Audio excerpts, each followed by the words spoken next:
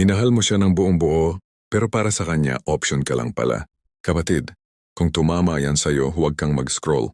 Upo ka muna, kasi alam kong ngayon habang naglalaro tong video na to may pangalan sa isip mo.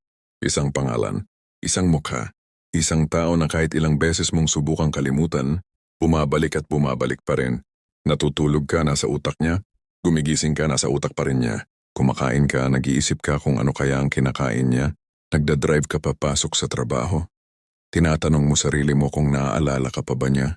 At ang pinakamasakit, wala kayong communication. Tahimik kayo, parang wala nang pinagsamahan. Parang naging panaginip lang ang lahat ng ngiti, lahat ng pinagsabihan, lahat ng pinangakuan. Pero ikaw, hindi ka pa rin makamove on. Kapatid, hindi ka nag-iisa.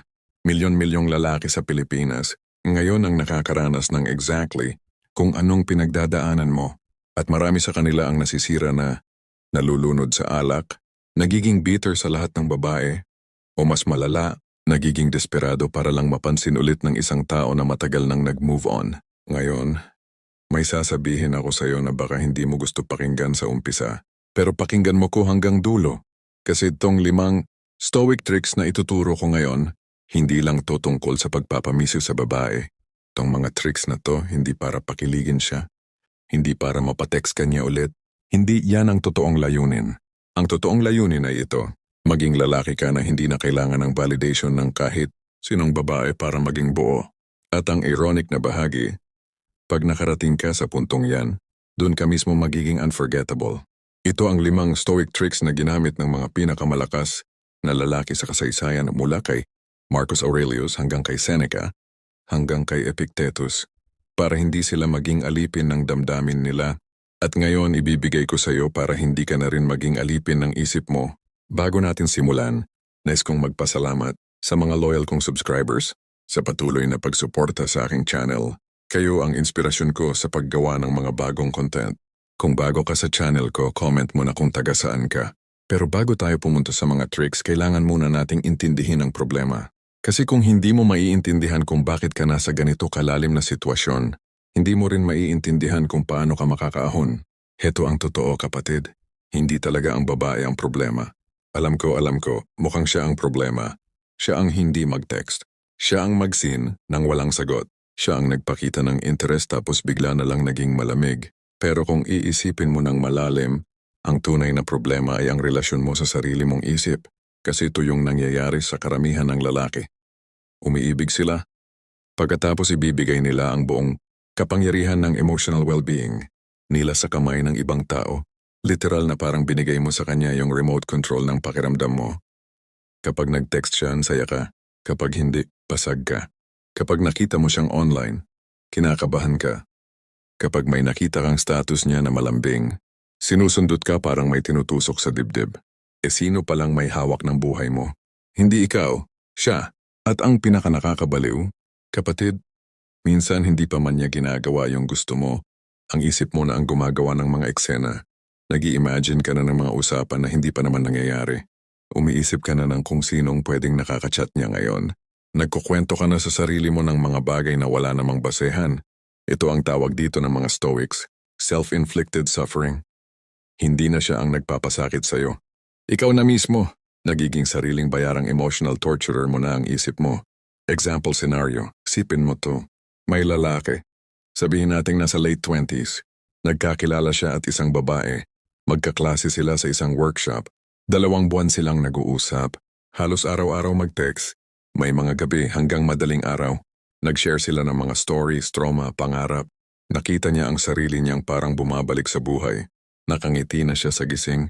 Noong huling beses niya ginawa yun ay siguro noong college pa. Tapos, biglang naging mabagal sumagot ang babae. Dati 1 hour max. Ngayon, 1 araw. Tapos 2 araw. Tapos 1 linggo. Tapos walang sumagot sa last message niya. Hindi nag-aaway. Walang nangyaring masama, basta naglaho. Anong ginawa ng lalaki? Una, mag-refresh ng messenger every 10 minutes. Kung online siya, online rin siya. Magbabasa ng past chats paulit-ulit. Hahanap ng clue kung saan nagsimulang lumalim ang lamig.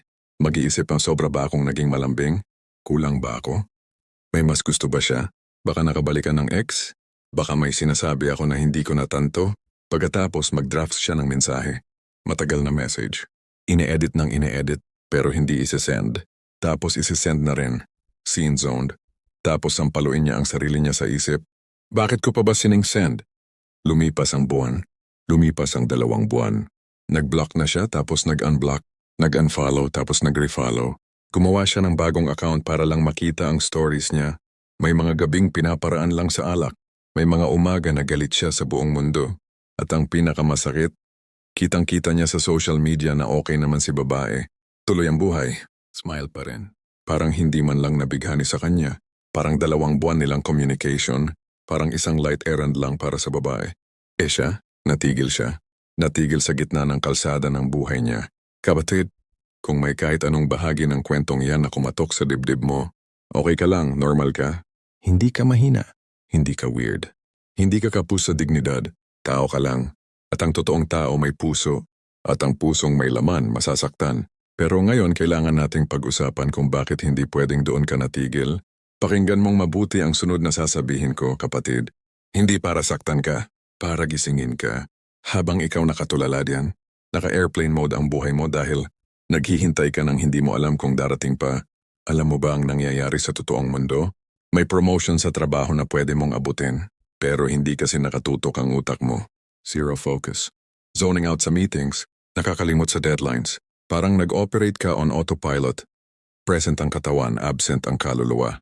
May libro na pwede mo sanang basahin, pwedeng magbukas ng bagong opportunity, bagong skills, bagong perspektiba. Pero hindi kasi mabasa ng isip mo ang mga salita. 3 pahina pa lang, bumabalik ka na sa kanya. May katropa kang matagal nang hindi nakakausap. Tumatawag siya. Ayaw mong sumagot kasi wala ka sa mood. Ayaw mo lumabas. Ayaw mo makisalamuha. Lumalayo ang mga taong nagmamahal sa iyo ng totohanan habang nire-reserve mo ang puso mo para sa taong hindi ka man lang isinasaalang-alang. May katawan kang dapat inaalagaan. Ehersisyo, tulog, tamang pagkain.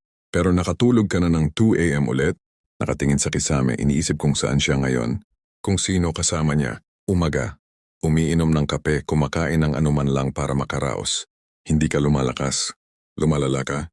Ang pinakamasama, kapatid, habang ginagawa mo ang lahat ng to, walang nangyayari sa kabilang banda. Literally walang nangyayari, tahimik sa kanya. Wala siyang pakialam. Kung alam niyang 8 oras kang nagmumukmok sa kwarto kagabi dahil sa kanya, baka tumawa lang siya. O mas malala, baka hindi niya man lang pansinin. Kasi ito ang malupit na katotohanan na ayaw paniwalaan ng karamihan. Hindi porket malalim ang nararamdaman mo para sa isang tao, malalim rin ang nararamdaman niya para sa'yo. Hindi yan symmetrical. Hindi yan balanced. Minsan habang sinusunog mo ang buong forest ng pagkatao mo, sa kanila isang candle lang at pinatay na nila matagal na. At heto pa ang mas nakakagalit. Habang nasa ganitong estado ka, nawawala yung pagkalalaki mo. Literally. Nagiging malambot ang presence mo. Sa trabaho, sa barkada.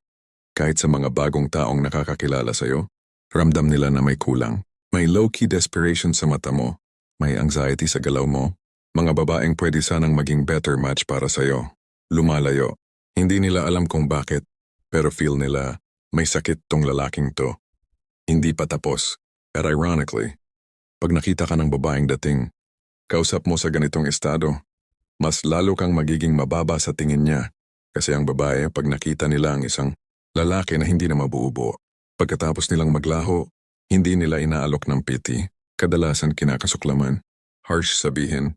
Pero yan ang katotohanan. Ang mga babaeng gusto mo pabalikin, sila mismo ang pinakamabilis. Magtatakwil sa'yo kung makikita nilang nasisira ka ng kanilang pag-alis.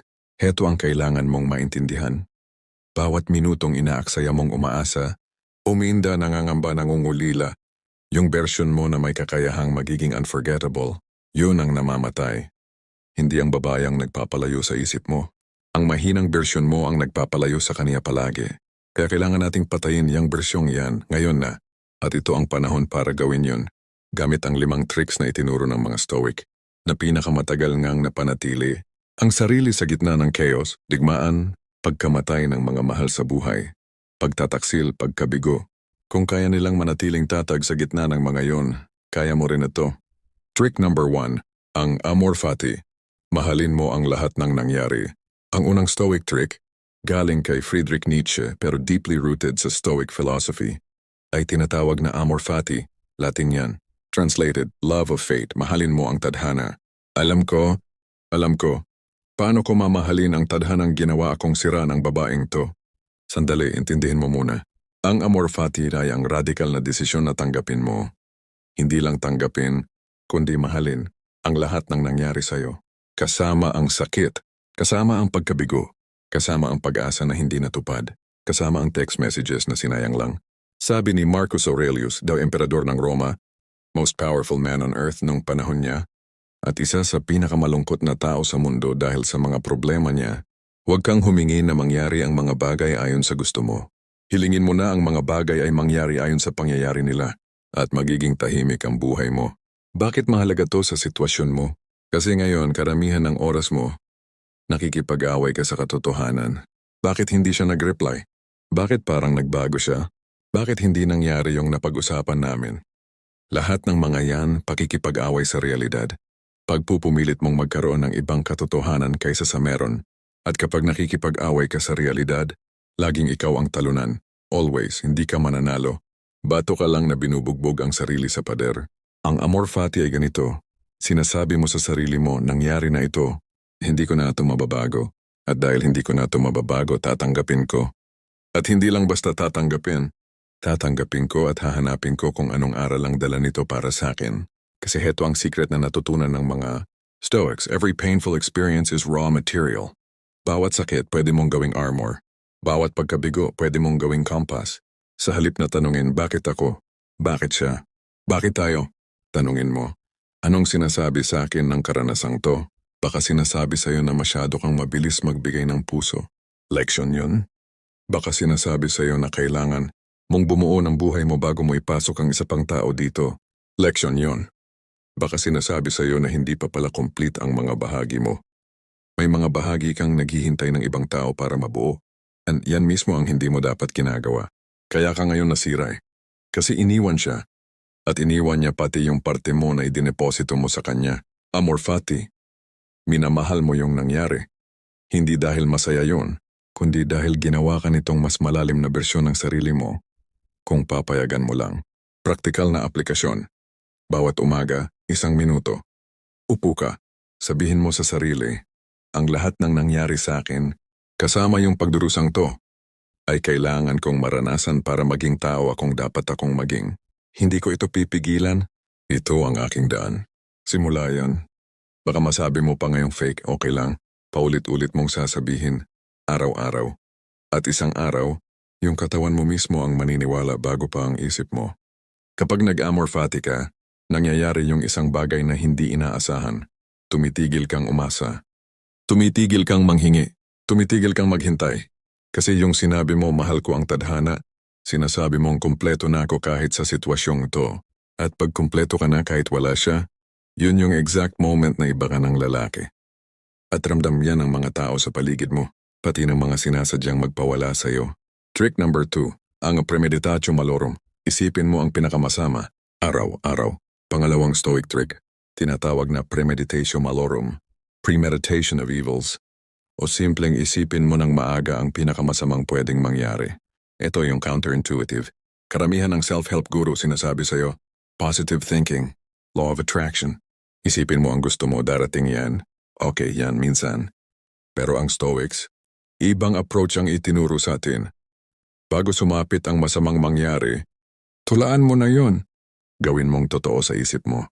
Tanggapin mo ng maaga. Bakit? Kasi ang sakit, 90% ng bigat nito ay galing sa pagiging sorpresa. Hindi sa pangyayari mismo. Halimbawa, pinirmahan mong pumunta sa gym. Sa harap mo nakalagay, masakit ang day 1 leg day. Magsusumigaw ang quads mo. Alam mong malala bukas. Tinanggap mo. Nagpunta ka. Masakit nga pala, pero hindi ka nasosorpresa. Kaya hindi ka umiiyak. Tinatapos mo. Kabilang paraan, inakala mong magiging relax na Friday dinner ang lakad mo. Biglang sinabi ng partner mo break up na kayo sa gitna ng pagkain, kahit gaano kaliit ang sakit nito kapatid. Sa 1,000 leg days, mas masakit? To kasi hindi ka handa. Ganyan ang premeditatio malorum. Sabi ni Seneca, ang lalaking matapang ay hindi siya na hindi natatakot. Siya na handa na sa pinakamasama. Paano mo to gagamitin sa sitwasyon mo ngayon? Gising ka pa rin araw-araw na umaasang magme-message siya. Hinihintay mo. Tuwing may vibrate ang phone, tumatalo ng puso. At tuwing hindi pa rin siya bagsak ang araw mo, pumasok na ang premeditation malorum. Bawat umaga bago mo tingnan ang phone, sabihin mo to sa sarili. Hindi siya magme-message ngayon. Walang bagong update.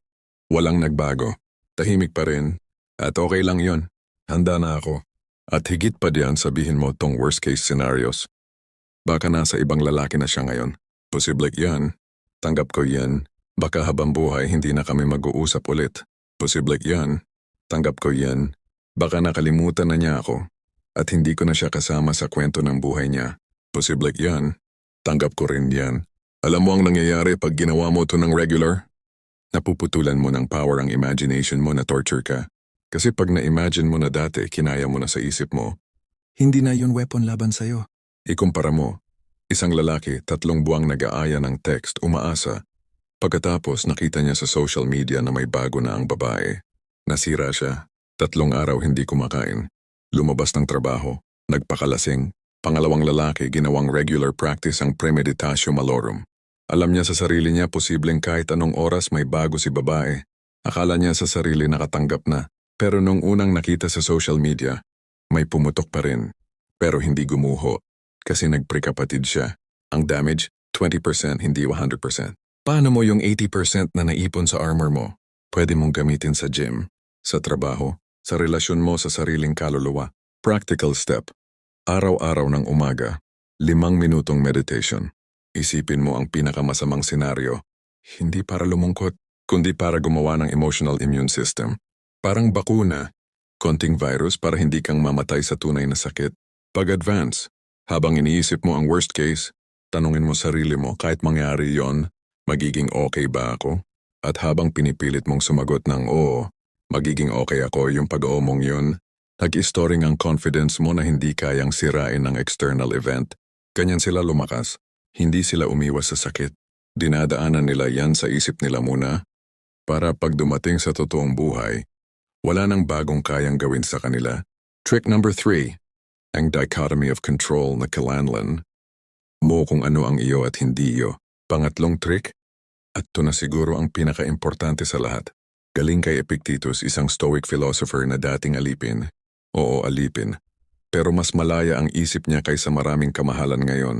Ang sabi niya, at pakinggan mong mabuti, ilang bagay lang ang nasa kontrol natin, at ilang bagay din ang wala. Sa kontrol natin ang opinyon.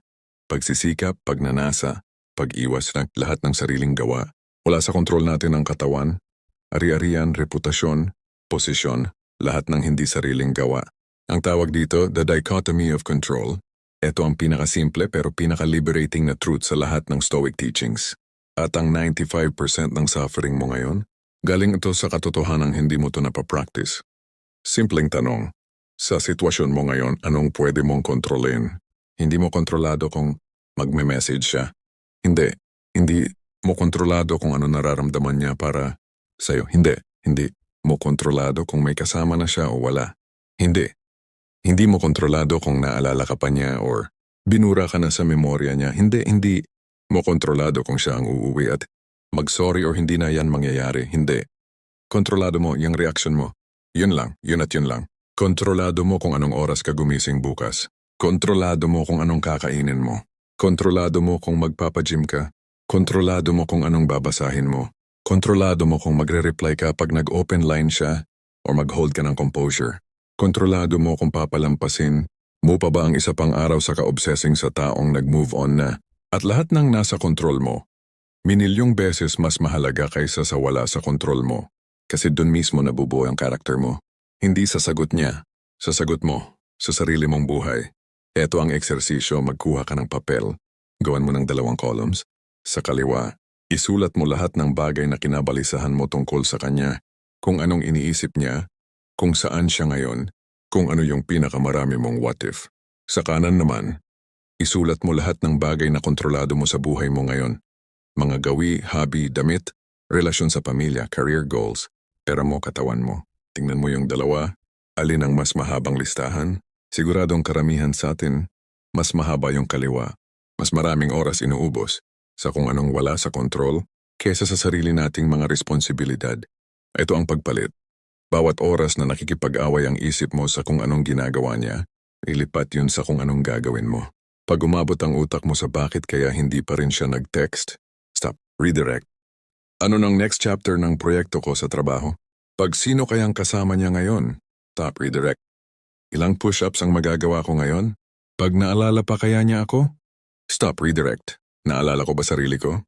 Kumakain na ba ako? Naligo na ba ako? Natulog ba ako ng tama kagabi? Sa umpisa, nakaka-exhausting to. Parang pabalik-balik yung mental na tubo ng mga iniisip. Normal yun. Pero bawat beses na ina-apply mo tong dichotomy, pinapalakas mo ang isang bagong emotional na kalamnan.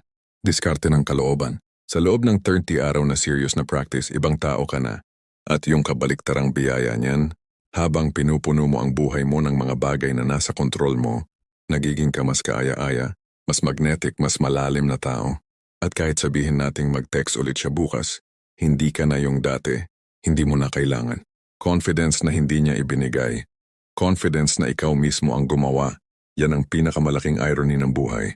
Ang paraan para hindi ka malimutan at tumigil ka sa pag-aalala kung naalala ka at mag-focus ka sa pagiging bersyon mo na dapat alalahanin ng buong mundo. Trick number 4. Ang view from above. Tingnan mo ang buhay galing sa langit.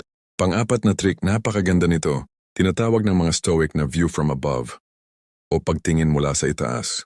Ginagamit to ni Marcus Aurelius sa meditations niya. Yung personal journal niya habang emperador siya. Ganito ang trick. Isipin mong lumilipad ka. Pataas-pataas pa. Unang-una, iniwan mo ang room mo. Nakikita mo ang bahay mo mula sa bubong. Tumaas ka pa, no, nakikita mo na ang buong barangay. Tumaas pa ka buong lungsod.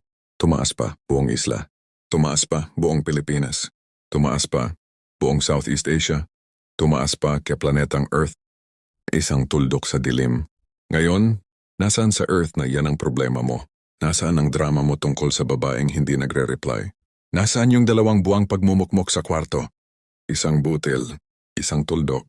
Lumaon wala, hindi na makikita. Sabi ni Marcus. Marami-raming tao ang nanirahan at namatay bago ka pa'y panganak, at marami-rami pang tao ang mabubuhay at mamamatay pagkatapos mo. Ang lahat ng nakikita mo, kasama ang inaalala mo, ay isang napakaliit na dot sa napakalaking kalawakan ng panahon at espasyo. Hindi ito para sabihin na walang halaga ang damdamin mo. Mayroon, sandali ka lang, basahin mo ulit. Ang sinasabi, kailangan mong makita ang realidad sa tamang proporsyon. Pag sobra kang nakafocus sa isang tao, yung tao na yon parang nagiging buong mundo mo. Sobrang lumalaki. Mas malaki sa sayop niya. Mas malaki sa karir mo. Mas malaki sa pamilya mo. Mas malaki sa Diyos mismo sa tingin mo ngayon. Pero pag ginawa mo ang view from above, nakikita mo ang totoo.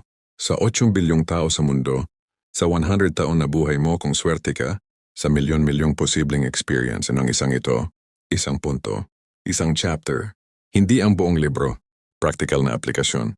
Pag dumarating ang sobrang masakit na alon ng emosyon, yung kung saan gusto mo nang umiyak o manisin ng pader o sagwa mo to, huminto ka, pumikit ka, tahimik, isipin mong lumilipad ka, iwan mo muna yung kwarto mo. Tingnan mo ang bahay mo pababa, mula sa himpapawid. Tingnan mo ang lungsod, hanapin mo ang sarili mo, yung maliit na tuldok diyan, at tingnan mo kung gaano kaliit. Isipin mo ngayon ang 100 taon mula ngayon. Nandyan pa ba ang alitan mong to? Mga nagaganap na problema, paulit-ulit, na sa tingin mo nangyayari lang sa'yo. Naganap sa milyon-milyong tao bago ka. Maganap sa milyon-milyong tao pagkatapos mo. Ibig sabihin hindi ka nag-iisa.